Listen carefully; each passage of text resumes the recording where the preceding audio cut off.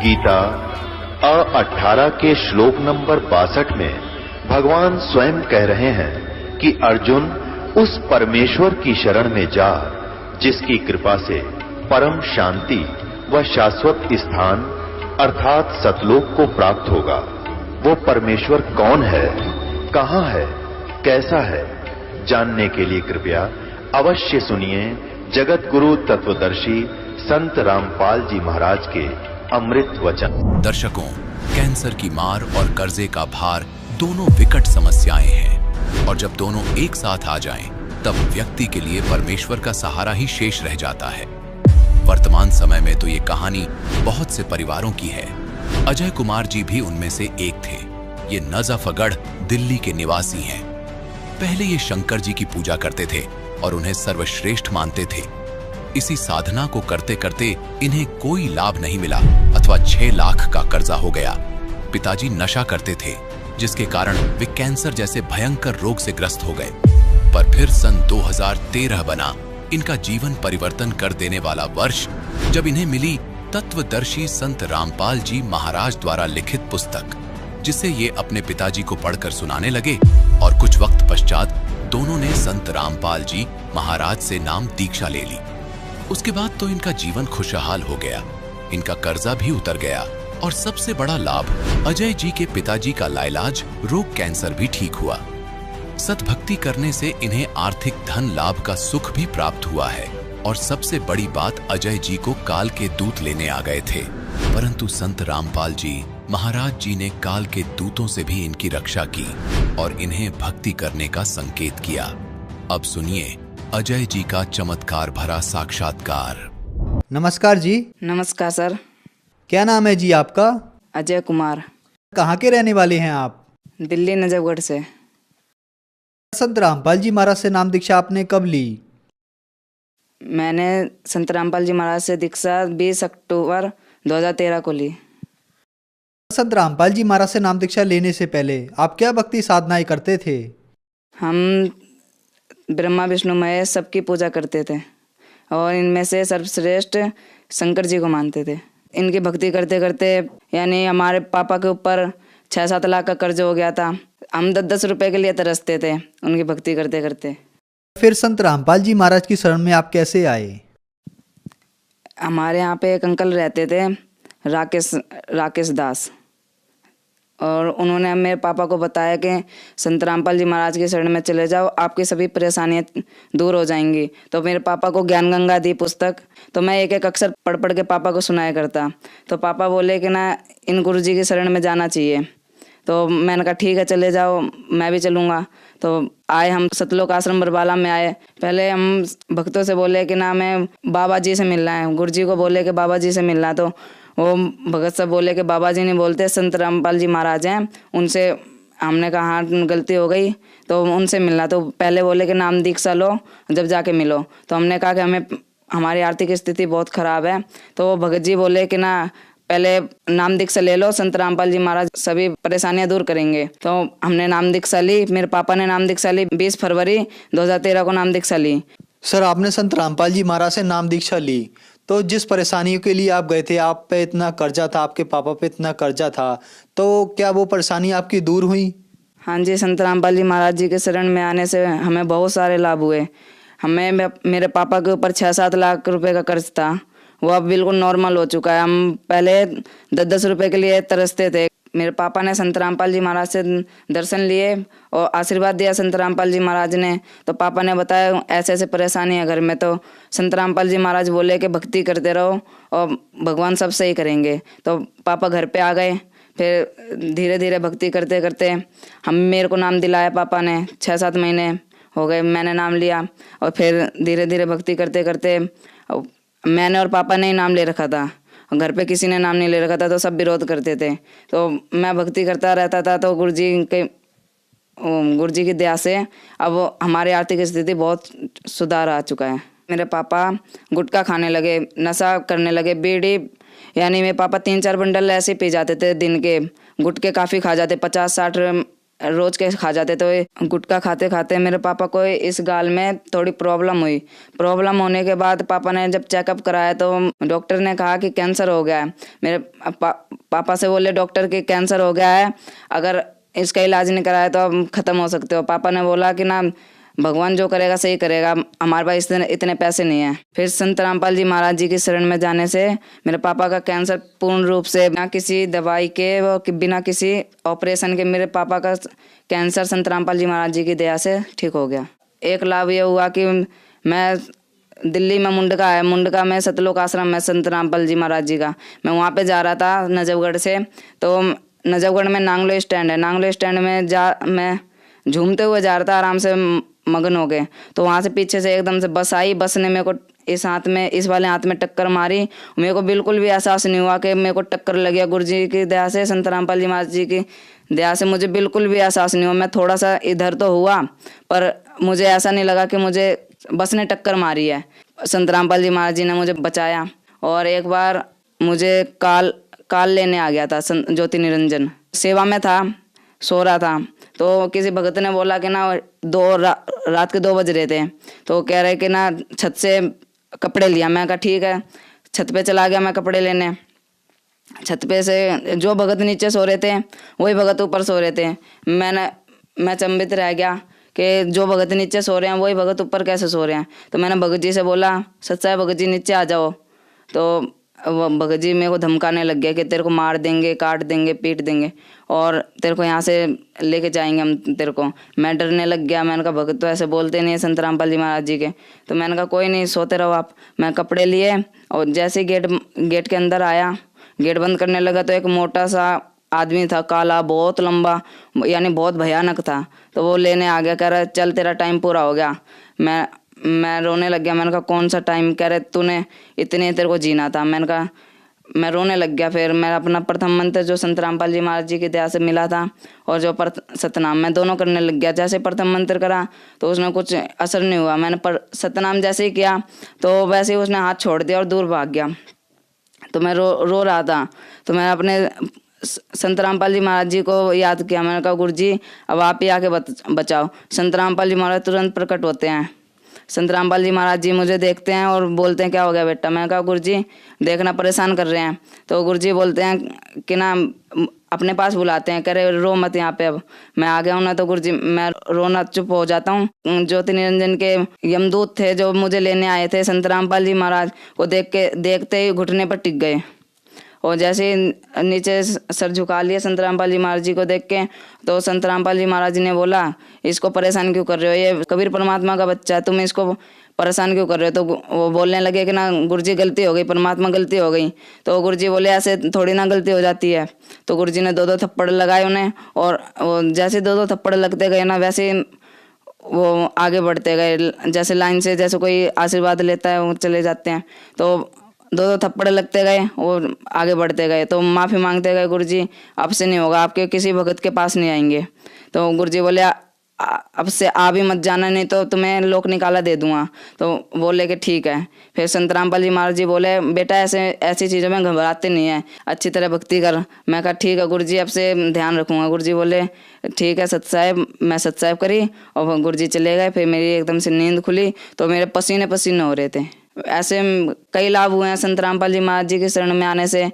और एक बार क्या हुआ कि ना 10,000 रुपये दिए पापा ने कि रख ले। मैं कहा ठीक है। मैं प्रणाम स्थल पे जहाँ पे संत रामपाल जी महाराज जी की ज्योति करते हैं वहाँ पे रख दिए, नीचे ज्योति के नीचे। तो पापा आए थोड़ी देर बाद, 1-2 घंटे बाद, कह रहे 5,000 रुपये दे दे। मैं कहा ले लो और रखे। तो पापा ने ले लिए 5,000 रुपये और रख दिए। मैं कहा ठीक है ले जाओ आप। फिर शाम के टाइम में आते हैं, बोलते हैं कि 5,000 रुपये और दे दे, देने किसी के कमरा किराया देना है। मैं कहा ठीक है ले जाओ। फिर जब मैं 5,000 रुपये गिनता हूँ ना तो वो उतने 10,000 के 10,000 रुपये मिलते हैं मुझे। फिर मैं पापा से पूछता हूँ पापा आपने 10,000 रुपये 5,000 और रुपये रखे हैं क्या? पापा बोले मैंने 1 भी रुपये नहीं रखे यहाँ पे। तो पापा, मैंने कहा गुरुजी रख गए। पापा बोले हाँ भगवान तो कुछ भी कर सकता है।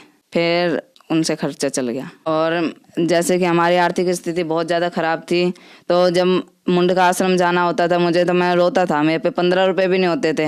मैं रोता था कि संत रामपाल जी महाराज इतनी बड़ी क्या गलती कर दी कि दाता आपके आश्रम में आने के लिए पैसे नहीं मेरे पास, तो मैं रोने लगता था रात में। जैसे संडे का सत्संग होता था, मैं शनिवार को रोता था, तो गुरुजी पैसे दे दो मुझे, मेरे को आना है आश्रम में। तो गुरुजी वो मैं रोते रोते सो जाता था। तो सुबह उठ के जैसे ही देखता मेरे बैग में 100 रुपये, 200 रुपये, 50 रुपये, जितना मेरे को चाहिए होता था उतना मेरे को मेरे बैग में मिल जाया करता।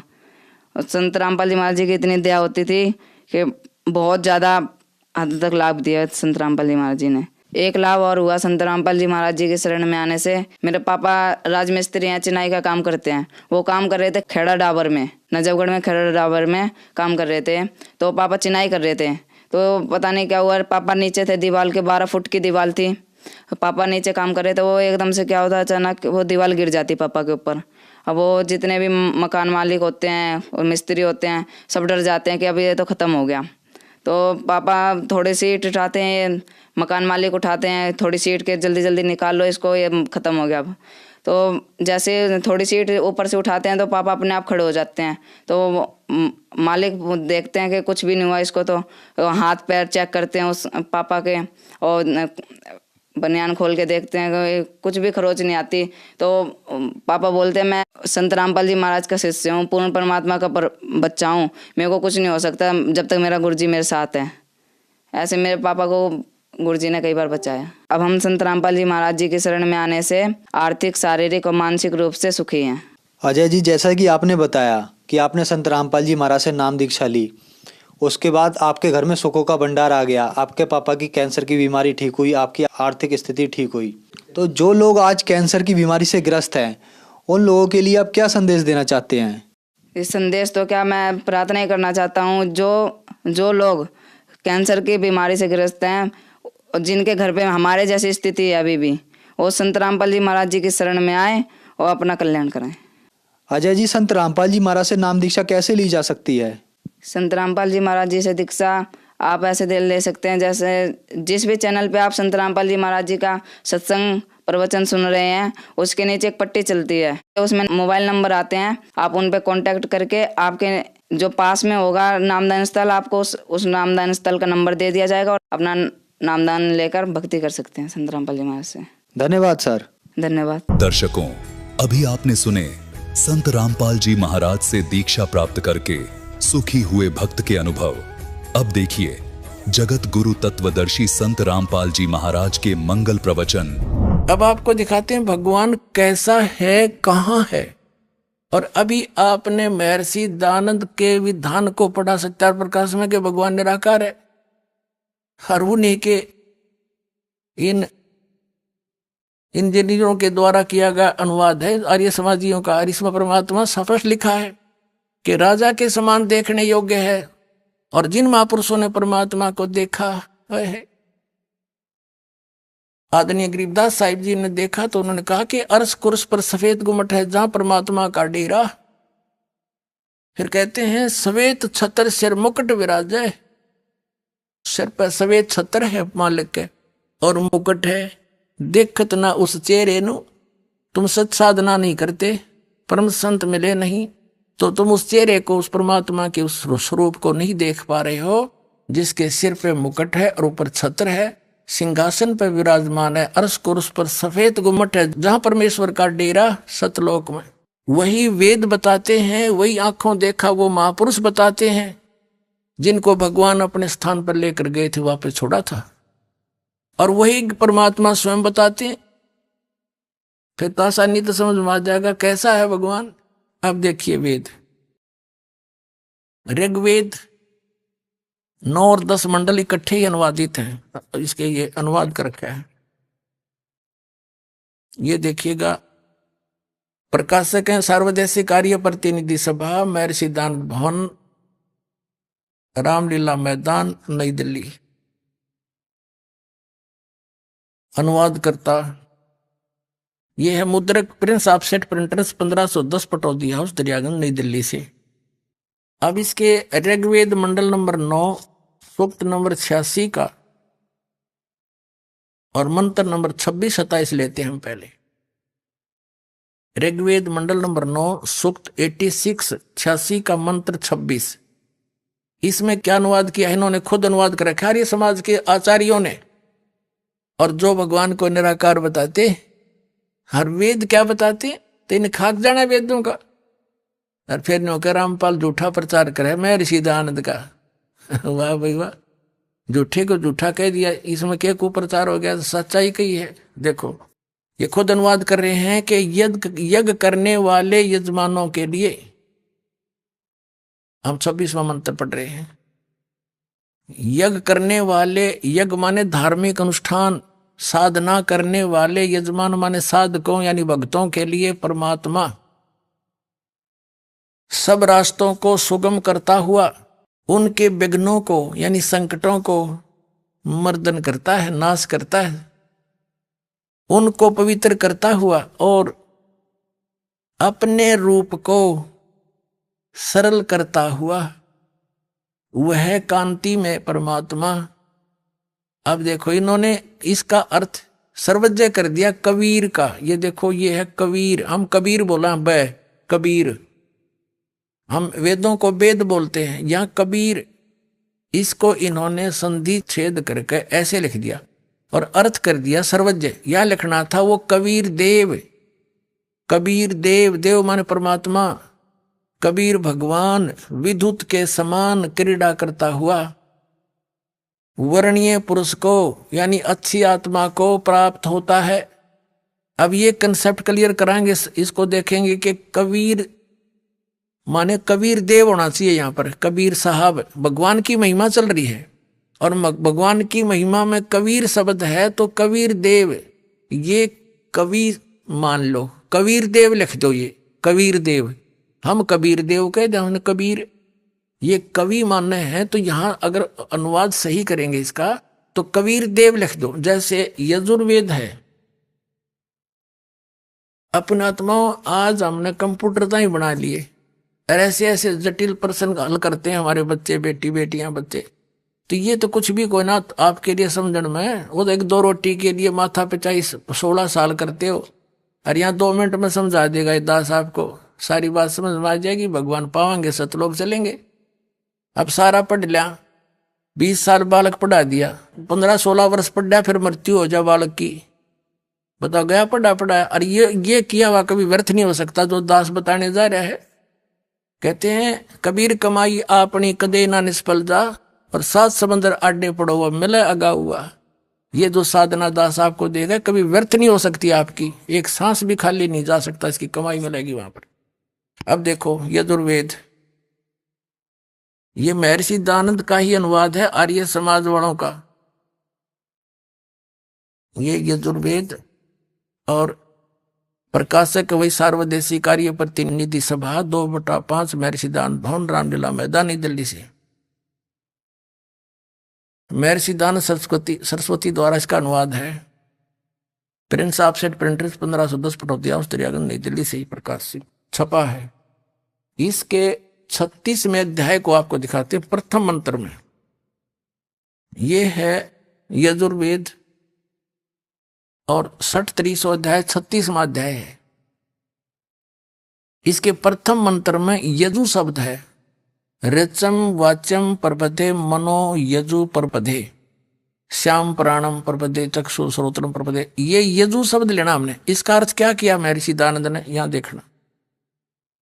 ये किया है यजु का अर्थ यजुर्वेद किया, बिल्कुल सही लिखा। यदि इस यजु शब्द का कोई अर्थ तो बनता है, यजु माने साधना, परमात्मा से मिलाने वाले मंत्र, इसका कुछ अन्य अर्थ कर देते तो ये कैसे पता लगता कि महिमा यजुर्वेद की है, उस बुक की है। यहां यजुर्वेद लिखना अनिवार्य था, जबकि यह केवल यजु है, ये यजुर्वेद लिख दिया, बिल्कुल सही किया, ये सही अनुवाद है। और इसका अर्थ कर दे, जैसे यहां कबीर देव, कवि होता तो लिखना चाहिए था कबीर देव। अगर उसका अर्थ कर दें तो कैसे पता चलेगा वो परमात्मा कौन है जो ये लीला करता है, उसका नाम क्या है। तो ये कबीर देव लिख देते, कबीर देव। हम उसने कबीर पढ़ रहे हैं, कबीर वह को वह बोलते हैं हम, इसलिए अब भ्रंश करके उसको कबीर साहब कहने लगे। देव माने साहब को, राम को, गौड अल्लाह को, खुदा को। तो अब हम फिर आते हैं ऋग्वेद मंडल नंबर 9 सूक्त नंबर 86 के मंत्र 26 पर। अब हम यजुर्वेद रख दिया, ऋग्वेद उठा लिया।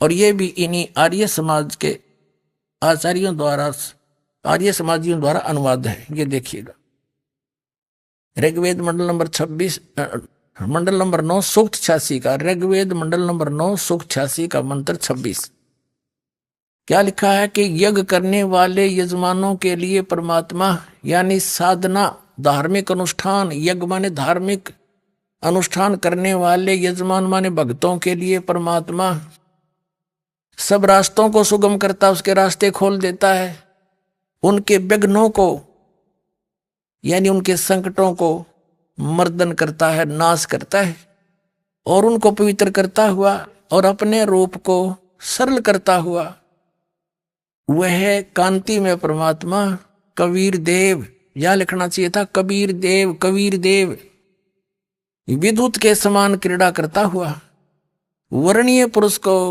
प्राप्त होता है, अच्छी आत्मा को मिलता है। फिर देखना, ऋग्वेद मंडल नंबर 9 सूक्त 86 का मंत्र 26 पढ़ दिया 27 में, जो परमात्मा धूलोक के तीसरे पृष्ठ पर विराजमान है। अब इससे क्या सिद्ध हो गया कि वो परमात्मा तीसरे धूलोक यानी उस तेजो में, सतलोक के तीसरे पोर्शन में, 3 विभाग हैं सतलोक के, आपको बहुत बार बताया है। बाह्य क्षेत्र में बाग बगीचे हैं, झरने बह रहे हैं, सुंदर हीरे पन्नों के, वहां पर जैसे यहाँ पत्थर के पहाड़ हैं, वहां हीरे पन्नों, उनके हीरों के पहाड़ हैं, और वहां फलदार वृक्ष हैं, सदाबहार वृक्ष हैं, और दूसरे भाग में नर और नारी ऐसी सृष्टि है जैसे आपकी यहाँ पर, लेकिन शरीर वृद्ध नहीं होता, वह मृत्यु नहीं होती, कोई दुख नहीं, कोई अभाव नहीं, कोई रोग नहीं किसी प्रकार का। और तीसरा जो पोर्शन है उसमें केवल हंस आत्मा रहती हैं, जो ओनली नर रहते हैं, और उसमें एक स्थान है जहां परमात्मा स्वयं विराजमान है। गुम्बज है, राजा के समान बैठे हैं वहां पर परमात्मा सिंहासन के ऊपर, सिर पे मुकुट है, श्वेत छत्र है, बहुत बड़ा आलीशान उनका मकान है, परमात्मा जहां रह रहे हैं। अब ये तो स्पष्ट कर दिया कि वो परमात्मा तीसरे धूलोक के तीसरे पृष्ठ पर, तीसरे स्थान पर विराजमान है, तीसरे पोर्शन में। और ये आर्य समाज और ये इसके परिवर्तक महर्षि दयानंद क्या कहते हैं, एक झलक फिर दिखा दूं। ये सत्यार्थ प्रकाश महर्षि दयानंद का अनुवाद है, ये अनुभव है, ये निराकार बताता है भगवान को। ये कहां से छपा है? पुण्यात्मा इनकी पाले से ना उतरेगी, इतना आपका समझ में ना आवे। अक सचमुच ये इतने अनजान थे, अज्ञानी थे। असली और नकली नोट साथ साथ दिखाए जाएंगे तभी हम समझ पाएंगे। ये कहां से प्रकाशित है? आचार्य प्रिंटिंग प्रेस, दयानंद मठ गोहाना मार्ग रोहतक से। इसके देखिएगा, ये आपने पहले ही पढ़ा था, फिर देख ली। सप्तम समोल्लास में, ये सप्तम समोल्लास सत्यार प्रकाश के 154 पृष्ठ पे प्रश्न किया किसी ने, ईश्वर साकार है निराकार? महर्षि दयानंद कहते हैं परमात्मा निराकार है। स्पष्ट हो गया।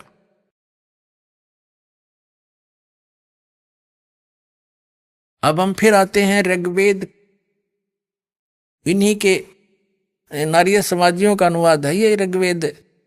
और पुण्यात्मा अगर दास इसका अनुवाद करता और आपको बताता तो ये अवश्य भ्रमित कर। पहले कह रहे थे रामपाल ने संस्कृत नहीं आती, तो इनका फिर दाव लग जाता। आम आदमी ये समझ लेता भाई संस्कृत तो जो जानते हैं वही समझ सकते हैं। ये अभी थोड़ी सी कमी त्रुटि आपका जरूर रह जाती है कितना न कितना है, तो वह बिना छोड़ी भगवान ने इन इंजीनियरों द्वारा ही करवा दिया अनुवाद। इनकी बुद्धि व पत्थर घेर दिया जब ये सच्चे श्लोक परमात्मा ने अनुवाद करवाया। परमात्मा क्या नहीं कर सकता, जीव का क्या औकात है? चोर चुरावे तूंबड़ी गाड्डे पानी में, वह गाड्डे वह ऊपर आओ नो सच्चाई छानी ना। अब फिर देखो, ये हमने फिर ऋग्वेद मंडल नंबर 9-10 उठा लिया और इसके अनुवाद करता यही, ये प्रकाशक भी वही है, ये अनुवाद करता मुद्रक Prince of set printers 1510 Pataudi house Daryaganj नई दिल्ली से। अब हम ऋग्वेद मंडल नंबर 9 सूक्त 86 का मंत्र 26-27 पढ़ दिया। 27 में हमने पढ़ा कि जो परमात्मा ध्युलोक के तीसरे पृष्ठ पर रहता है, विराजमान है, इसे सिद्ध होगा भगवान एक स्थान पर रहने वाला, एक देशीय है और वहां से गति करके आता है। यहां देखना, अब ऋग्वेद इसी मंडल नंबर 82 का मंत्र एक और कतिक स्पष्ट कर देगा। मंडल नंबर 9 सूक्त 82 ऋग्वेद का और मंत्र 1, सोम माने सर्वोत्पादक प्रभु, सबकी उत्पत्ति करने वाला, प्रकाश रूप, सद्गुणों की वर्षा करने वाला और पापों का हरण करने वाला, महर्षि के पाप का काट नहीं सकता। और वेद कहते हैं पापों का हरण करने वाला वह राजेव, राजेव राजा के समान। ये देखो 269 पढ़ा हमने, कदे नहीं सोचा प्रश्न बदल गया होगा। अब 270 पे राजेव के, राजा के समान, यहां तो लिखा राजा के समान, राजा के यहां आ गया समान। राजा के समान दर्शनीय है, देखण जोगा है, साकार है, राजा के समान सिंहासन पर बैठा है और वह पृथ्वी आदि लोक लोकांतरों के चारों ओर शब्दमान हो रहा है। वह वर्णीय पुरुष को जो दृढ़ भक्त है उसको पवित्र करता हुआ मिलता है, उसको प्राप्त होता दृढ़ भक्त को, अच्छी आत्मा को जो दृढ़ भक्त है। जिस प्रकार विद्युत स्नेह वाले स्थानों को आधार बनाकर प्राप्त होता है। और देखियो फिर क्या किस उद्देश्य से लेकर आता है, हे परमात्मन, उद्देश्य करने, उपदेश करने की इच्छा से आप महापुरुषों को प्राप्त होते हो। आप अत्यंत गतिशील पदार्थ के समान, यानी बहुत तीव्रता से हमारे अध्यात्म यज्ञ को प्राप्त होते हो। आप कबीर देव हैं, वो सिद्ध कर दिया था, आप कबीर देव हैं, आप कबीर साहब हैं, शुद्ध स्वरूप हैं। हमारे पापों को दूर करके हे अमर परमात्मा हमको सुख दे।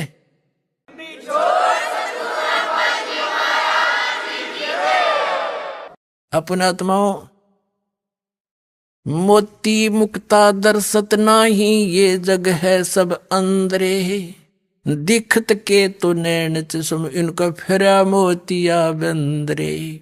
ये कहाँ थे महर्षि विद्वान और गच्छामी गच्छामी संस्कृत में गोटे बैठे थे, इन्हें कक्का पता नहीं।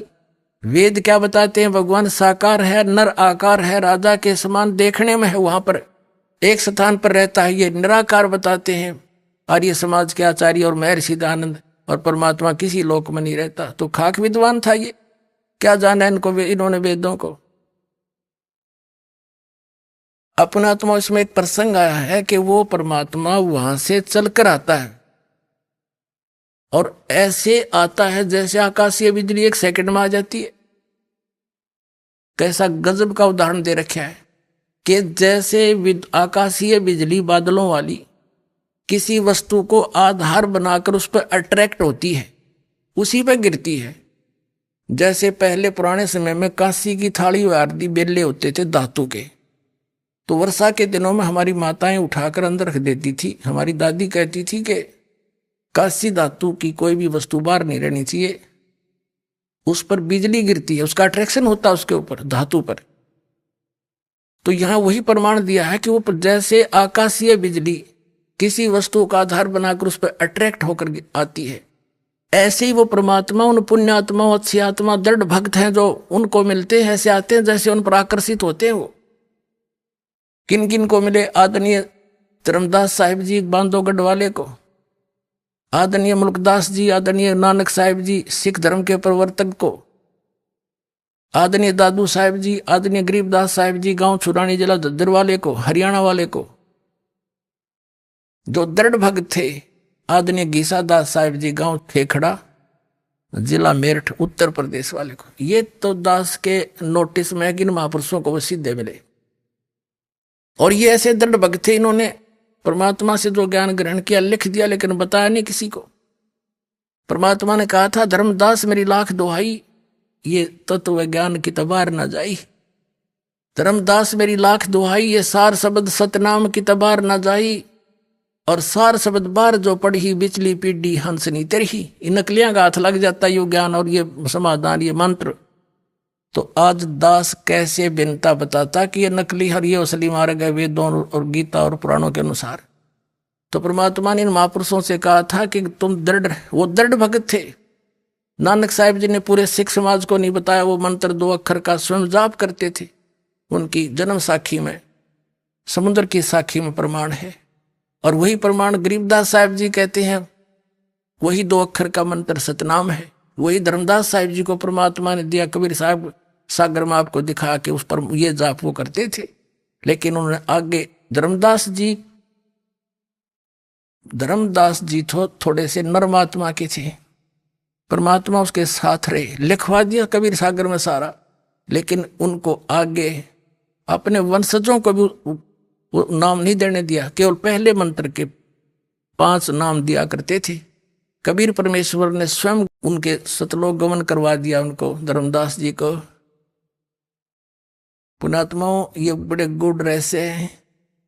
एक दिन के सत्संग में सारे कंसेप्ट क्लियर नहीं होते। दास चाहत नहीं है एक दिन में सारे उलेट दूं आपके ऊपर, दूध की बौछार कर दूं अमृत की। पर कैपेसिटी होती है प्रत्येक की, आपके सुनने की भी, बैठने की भी। तो कहने का भाव यह है कि धर्मदास जी ने भी वो नाम किसी को नहीं बताया। कबीर साहब ने उसको सख्त हिदायत दे दी, और साथ रहे कदे यू डोब दे डगमग सा था थोड़ा सा नरमात्मा का। उनके पुत्र को स्वयं नाम दिया, धर्मदास से नहीं देने दिया, चूड़ामणि को परमात्मा कबीर जी ने। और केवल पहला मंत्र दिया 5 नाम का कि आगे दिया करिए।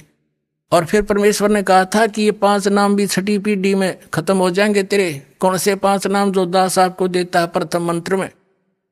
ये नहीं निरंकार ओंकार ज्योति निरंजन, ये नहीं, ये और मंत्र है। तो 6ठी पीढ़ी में, इस धर्मदास वाली वंशजों की पीढ़ी में किसी ने भ्रमित कर दिया उस 6ठी गद्दी वाले को, महंत को। क्या बात तो करते हो सतलोक और सतपुरुष की नाम देते हो इन देवताओं का, ये कोई मंत्र है? तो उसने क्या किया, उस कबीर सागर में तो एक पूरी आरती याद करवा दी। आदि नाम, अमर नाम, पाताले सो सिंधु नाम। अब सारा कबीर पंथ उसने बंडा है, और वो कख नहीं उनके पास। तो वो पूरा कंप्लीट कोर्स इस दास के पास है। आओ और अपना कल्याण करवाओ। अभी आपने सुने संत रामपाल जी महाराज के मंगल प्रवचन। आइए अब सुनते हैं संत रामपाल जी महाराज जी से नाम दीक्षा लेकर सतभक्ति करके अद्भुत लाभ प्राप्त करने वाले अनुयायियों के विचार। दर्शकों, आज की भागदौड़ भरी जिंदगी में दुख और समस्याएं अनचाहे मेहमान बनकर हर घर में दस्तक दे रही हैं।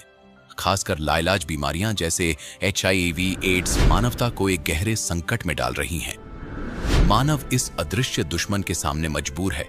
इसके साथ ही नशे और बुरी लतों ने स्थिति को और भी जटिल बना दिया है। ऐसे ही कठिन समय का सामना कर रहे थे ग्वालियर मध्य प्रदेश के रहने वाले भान सिंह जी। इनके बेटे को लाइलाज बीमारी HIV, एड्स और TB थी। ये स्वयं भी मांस, मदिरा का सेवन करते थे, परंतु उसे छोड़ नहीं पा रहे थे।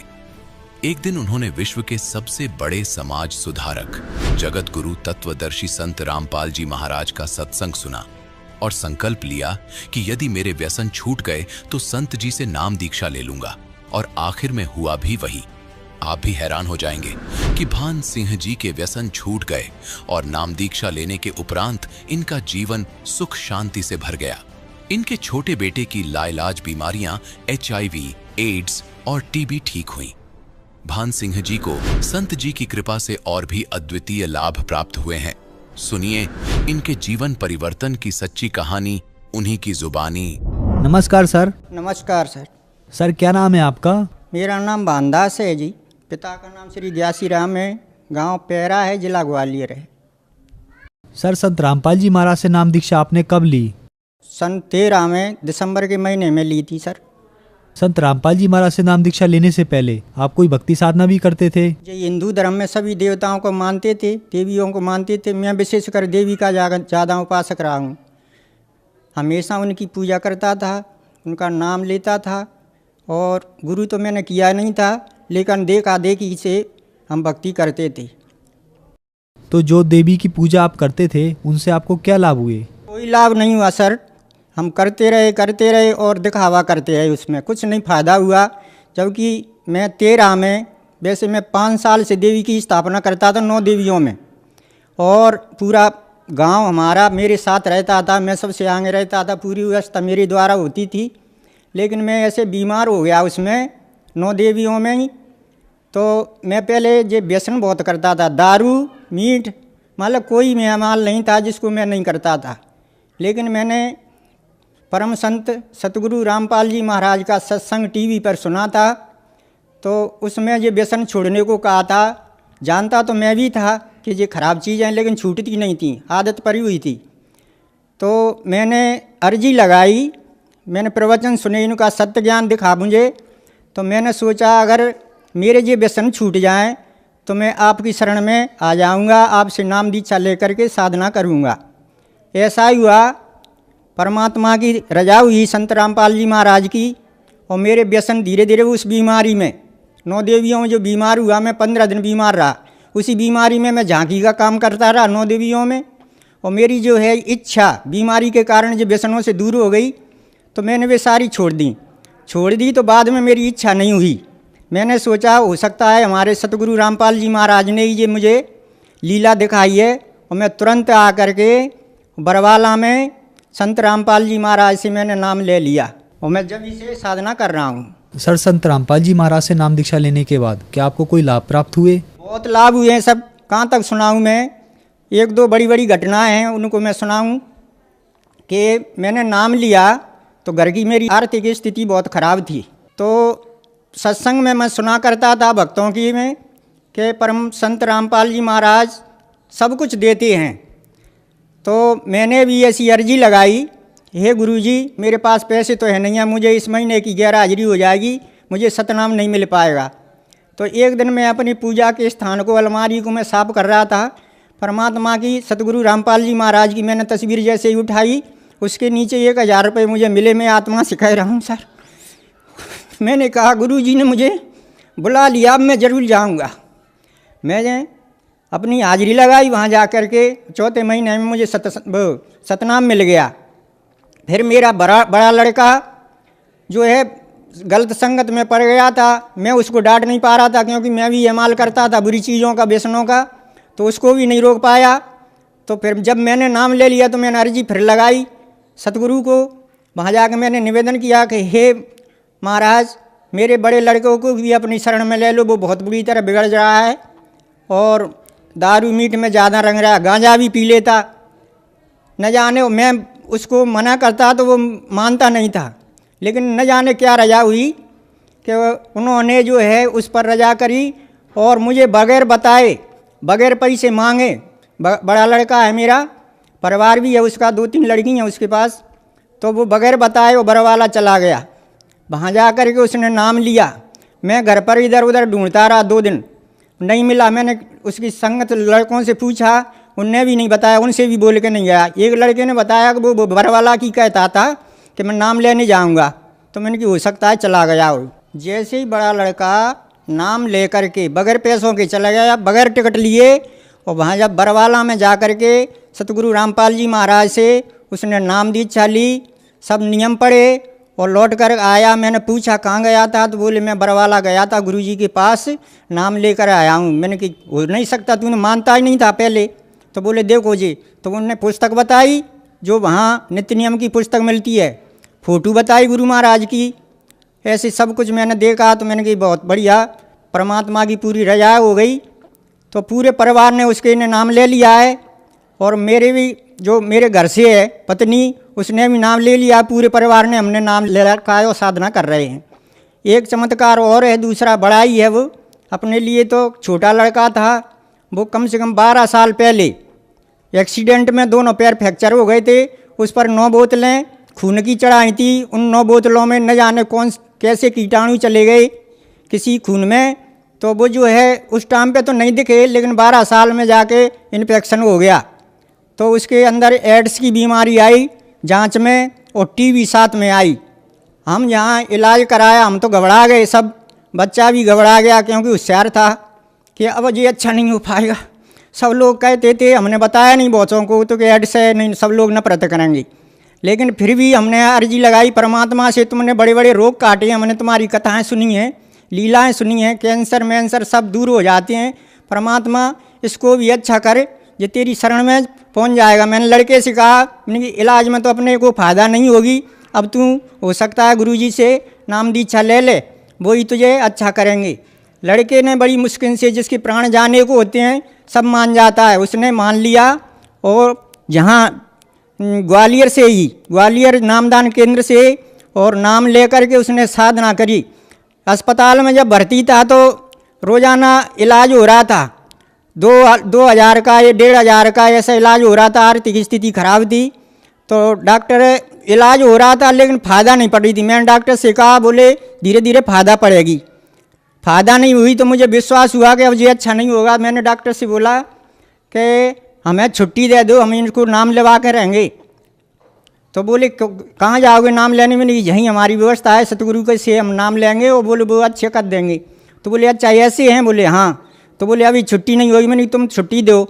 तो बड़ी मुश्किल से उन्होंने छुट्टी दी। बोले लिख के देना पड़ेगा कागज़ पे। बोले हमने कहा लिख के देंगे, बिल्कुल कुछ भी हो जाए तुम्हारी जिम्मेदारी नहीं होगी। सब लोग डॉक्टर लोग देख रहे थे मौतन को। बोले इलाज छोड़ के सतगुरु पे इतना विश्वास है। मैंने कि हमारे को तो है। तो उसने जो हमसे स्नान करा लिए, यहीं आश्रम में आए हम छुट्टी करा के, और संत रामपाल जी महाराज से नाम ले करके और बताए जो मर्यादा बताई उन पर चल करके उसने साधना की। उस लड़के की जो है साधना करने के बाद और संत रामपाल जी से जो नाम लिया उस पर अडेग होकर के उसने साधना करी तो जो एड्स की बीमारी थी वो उसकी अभी तक दिखाई नहीं दे रही, कोई परेशानी नहीं है। और टीबी का तो मालूम ही नहीं पड़ा उसका। हे परमात्मा तेरी बहुत सी रजाएँ हैं, एक और है कला उसकी परमात्मा की। संत रामपाल जी महाराज ने जो हमारे ऊपर रजा करी है कि मैं हरियाणा जा रहा था बरवाला आश्रम में, तो घर पे खेती है अपनी, उसमें पानी देना था। मैंने कहा 3 दिन के लिए जाएंगे, हो सकता है पानी न मिल पाए, नहर बंद हो जाएगी। तो भक्त लोग बताते थे कि गुरुजी के लिए त्याग भी करो, देव सब काम करेंगे तुम्हारा। तो मैंने कहा देखेंगे हम परमात्मा की, वैसे तो हमें विश्वास है फिर भी हम देखना चाहते हैं। तो हमने किसी की नहीं मानी, हम सीधे बरवाला पहुंच गए। वहाँ हम गए, रात में हम रुके तो वहाँ पानी बरस रहा था बरवाला में आश्रम में। तो मैंने घर को फ़ोन लगाया कि अपने यहाँ कैसा है, बदल है, कुछ पानी मानी है? तो घर वाले बोले इधर से, बोले हाँ अपने यहाँ खूब पानी गिरा है, अब पानी देने की कोई ज़रूरत ना नहीं। हे परमात्मा तेरी बहुत सी ऐसी कथाएँ हैं, कहाँ तक मैं गिनाऊँ। हमारे ऊपर बहुत रजा की है और आगे भी हमें पूरा विश्वास है कि हमारी पूरी मुक्ति होगी। सर आपने संत रामपाल जी महाराज से नाम उपदेश लिया और नाम उपदेश लेने के बाद संत रामपाल जी महाराज ने आपके बेटे की एड्स जैसी बीमारी ठीक कर दी और आपके बड़े बेटे की बुरी आदतें भी ठीक हो गई। तो जो समाज आज आपको देख रहा है उनको आप क्या संदेश देना चाहते हैं? समाज को तो मेरा संदेश क्या है, विनती है कि आज तक ऐसा कोई संत नहीं हुआ जिसने शास्त्रों के अनुसार शब्द भक्ति दी हो। उल्टे सीधे नामों से परमात्मा का नाम लेने को कहा लेकिन कोई फायदा नहीं है। अब जो है शास्त्रों के अनुसार संत रामपाल जी महाराज शास्त्रों में, चारों वेदों में और गीता में, बाइबल में, कुरान में, तौरीत में, इंजिल में, सब में, गुरुवाणी में, सब में खोल करके दिखा रहे हैं कि देखो ये लिखा है, ये परमात्मा का नाम ये होता है, इस हिसाब से आप साधना करो तो आपको पूर्ण लाभ होगा। तो मैं समस्त मानव समाज से यही विनती करूँगा, यही निवेदन करूँगा कि जल्दी ही, टाइम ज़्यादा खराब मत करो, जितना हो सके उतना जल्दी ही संत रामपाल जी से नाम ले करके और पूर्ण मुक्ति प्राप्त करें। सर संत रामपाल जी महाराज से नाम कैसे ले सकते हैं? बहुत सीधा सरल तरीका है। जो जुड़े नहीं हैं परम संत रामपाल जी महाराज से वो सोचते होंगे कि बहुत बड़ी परेशानी होगी, लेकिन संत रामपाल जी के पास भक्ति का वो नियम है शास्त्रों के अनुसार कि न तो कोई ज़्यादा समय की ज़रूरत पड़ती है, न पैसे की ज़रूरत पड़ती है, कोई परेशानी नहीं है। बताया है कि नाम उठत नाम बैठत नाम सोवत जागवे, नाम खाते नाम पीते नाम सेती लागवे।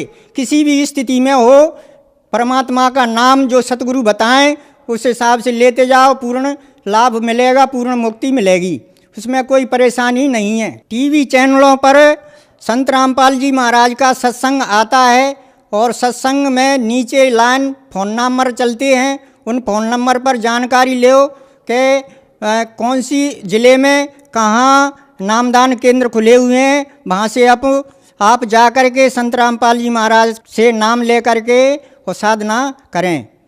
धन्यवाद सर। सत्साई। दर्शकों, अभी आपने सुने संत रामपाल जी महाराज से दीक्षा प्राप्त करके सुखी हुए भक्त के अनुभव। अब देखिए जगत गुरु तत्वदर्शी संत रामपाल जी महाराज के मंगल प्रवचन। कबीर परमेश्वर जी हम सभी आत्माओं के पिता हैं, जनक हैं, उत्पत्ति करता है। हम अपनी गलती के कारण इस काल के लोक में फंस गए। अनजानपने में हमने भयंकर भूल कर दी, जिसका दुष्परिणाम हम यहां भोग रहे।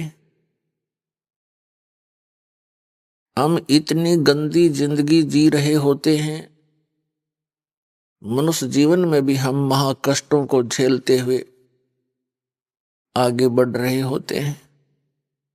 मनुष्य जीवन के अतिरिक्त अन्य प्राणियों के शरीरों को देखने से ही पता चल जाता है वो कितने कष्ट को झेल रहे हैं।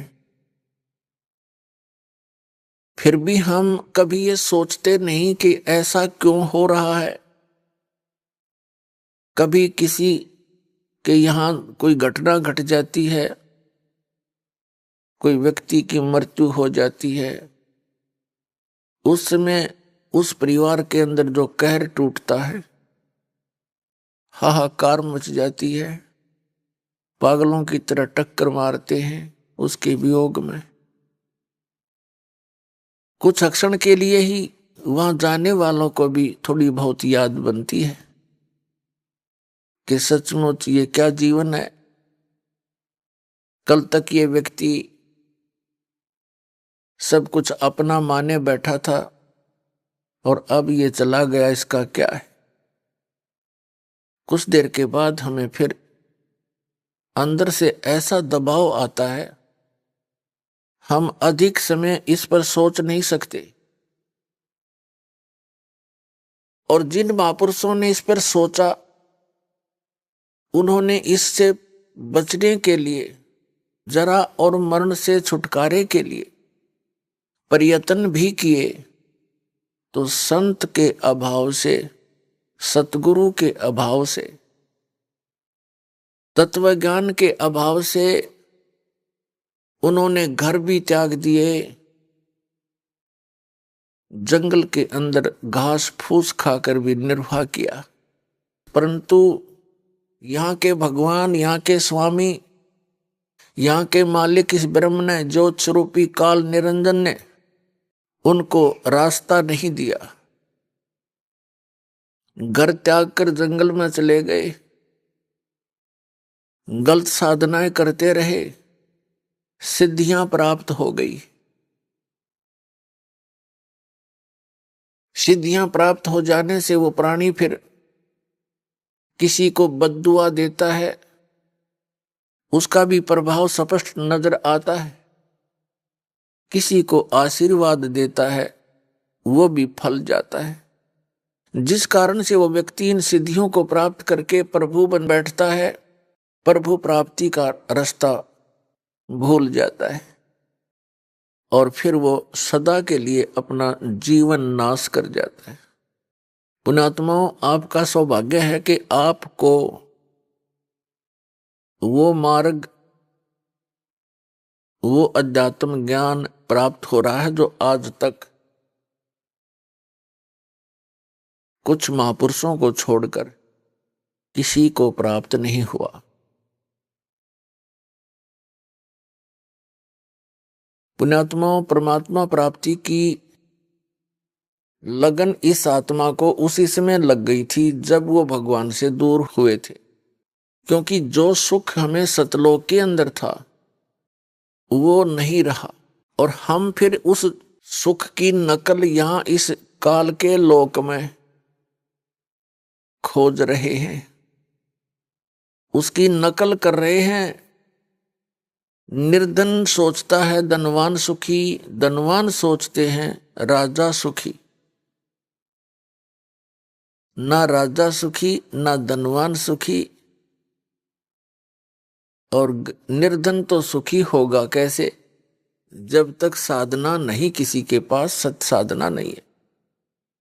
राजा लोग सोचते हैं कि सुख तो ऊपर के लोकों में स्वर्ग में होगा, इंद्र को होगा। इंद्र महादुखी, स्वर्ग का राजा इंद्र कहलाता है। परमेश्वर कबीर जी ने आकर बताया है कि बच्चों,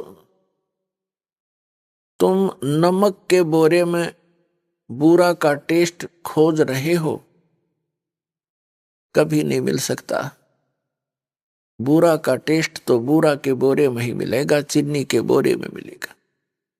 वो सुख सागर, वो चीनी का बोरा सतलोक है जहां आप रहा करते थे। आप गलती से नमक के बोरे में गिर गए हो, आपको नमक और बुरा के बोरे का एक जैसा ही कलर, एक जैसा ही सब कुछ नजर आता है, लेकिन उसके आनंद और टेस्ट में दिन रात का अंतर है। कबीर साहब कहते हैं, भाई तन दर सुखिया कोई न देखा, जो देखा सो दुखिया हो। उदय अस्त की बात करते हैं, मन सबका किया विवेक का हो। सबका किया विवेक का हो। तन दर सुखिया कोई न देखा, जो देखा सो दुखिया हो। उदय अस्त की बात करते हैं, मैंने सबका किया विवेक का हो। सबका किया विवेक का हो। भाई घाटे बाधे सब जग दुखिया, के गृहस्थी बैरागी हो। घाटे बाधे सब जग दुखिया, के गृहस्थी बैरागी हो। सुख देव ने दुख के डर से, गर्भ में माया त्यागी हो। गर्भ में माया त्यागी हो। तंदर सुखिया कोई न देखा, जो देखा सो दुखिया हो।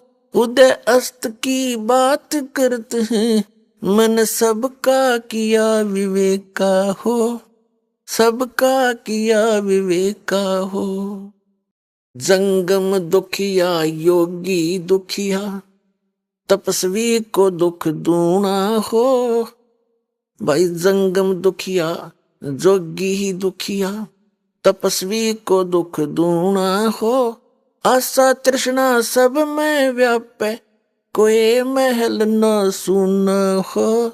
कोई महल न सुना हो। तंदर सुखिया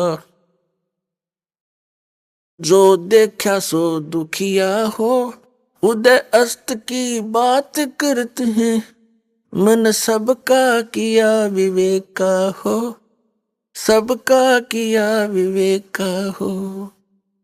भाई साच कहूं तो यू जग ना माने, पर झूठ कही ना जाई हो। साच कहूं तो जग ना माने, पर झूठ कही ना जाई हो। ये ब्रह्मा विष्णु शिव जी दुखिया, जिन ये राह चलाई हो। जिन ये राह चलाई हो। तंदर सुखिया कोई न देखा, जो देखा सो दुखिया हो। उदय अस्त की बात करते हैं, मन सबका किया विवेक का हो। सबका किया विवेक का हो। भाई सुरपति दुखिया भूपति दुखिया, रंक दुखी बपरीती हो। सुरपति दुखिया भूपति दुखिया, रंग दुखी बपरीती हो, कहे कबीर और सब दुखिया, एक संत सुखी मन जीती हो, एक संत सुखी मन जीती हो, तंदर सुखिया कोई न देखा, जो देखा सो दुखिया हो, उदय अस्त की बात करते हैं, मन सबका किया विवेक का हो, सबका किया विवेक का हो। भाई सुरपति दुखिया भूपति दुखिया, रंग दुखी बपरीती हो, सुरपति दुखिया भूपति दुखिया, रंग दुखी बपरीती हो, कहे कबीर और सब दुखिया, एक संत सुखी मन जीती हो, संत सुखी मन जीती हो, तंदर सुखिया कोई न देखा, जो देखा सो दुखिया हो, उदय अस्त की बात करते हैं, मन सबका किया विवेक का हो, सबका किया विवेक का हो। पुण्यात्माओं, बहुत कहर का जीवन जी रहे हो आप, लेकिन कोई विकल्प हमारे सामने नजर नहीं आवे था। जितने भी संत थे, महात्मा, ऋषि और महंत थे, महर्षि आचार्य शंकराचार्य थे, ये सभी भ्रमित थे, इनके पास यथार्थ ज्ञान नहीं था। इनका उद्देश्य गलत नहीं था बेचारों का, ये पुण्य आत्मा है, इनका उद्देश्य यही था कि हम जीवों का कल्याण करें। तो परमात्मा कहते हैं जीवों का कल्याण केवल वही कर सकता है जिसके पास साधना ठीक हो। अब जिसके पास औषधि है नहीं और डॉक्टर की दुकान खोल ली गलत औषधि रख के, तो उसका उद्देश्य भले ही रोग नाश करने का हो, लेकिन तो दूना दुख बढ़ा दिया उसने। तो अभी तक ये सभी संत महंत आचार्य शंकराचार्य ऋषि महात्मा ये बेचारे उद्देश्य ठीक लेकर चले थे कि हम भगवान के विषय में जानकारी दे, इनको आपका पता नहीं था। कबीर परमात्मा कहते हैं बीजक की बाता कहें और बीजक ना ही पास, औरों को उपदेश करें, आप भी जाओगे निराश। तो बगैर ज्ञान के हम इन संतों ऋषियों को महर्षियों को परमात्मा प्राप्त आत्मा मान कर इनके चिपके रहे। इनको स्वयं मालूम नहीं था वास्तविकता क्या है। दंत कथा लोक वेद सुना सुनाया ज्ञान से ही एक दूसरे को सुनाते रहे। परमात्मा को ये निराकार बतावे। आज तक किसी का विधान देख लो, किसी ऋषि महर्षि आचार्य शंकराचार्य, और ये शंकराचार्यों का आपको दिखाई दिया दास ने, इनका कोई सिर पैर है नहीं। कभी कहते हैं ये आत्मा ही परमात्मा है, अयम आत्मा ब्रह्म, फिर कह रामकृष्ण की भक्ति करो, शंकर की भक्ति करो, विष्णु जी की भक्ति करो। जब आत्मा ब्रह्म है तो विष्णु जी फिर भगवान क्यों करोगे? जब आत्मा परमात्मा होगी तो विष्णु जी की भक्ति की क्या आवश्यकता रहेगी? इसके विषय में सूक्ष्म वेद में कहा कि माला घाल हुए हैं मुक्ता, गल में माला पैर कहीं न सोचो हम महात्मा बन गए।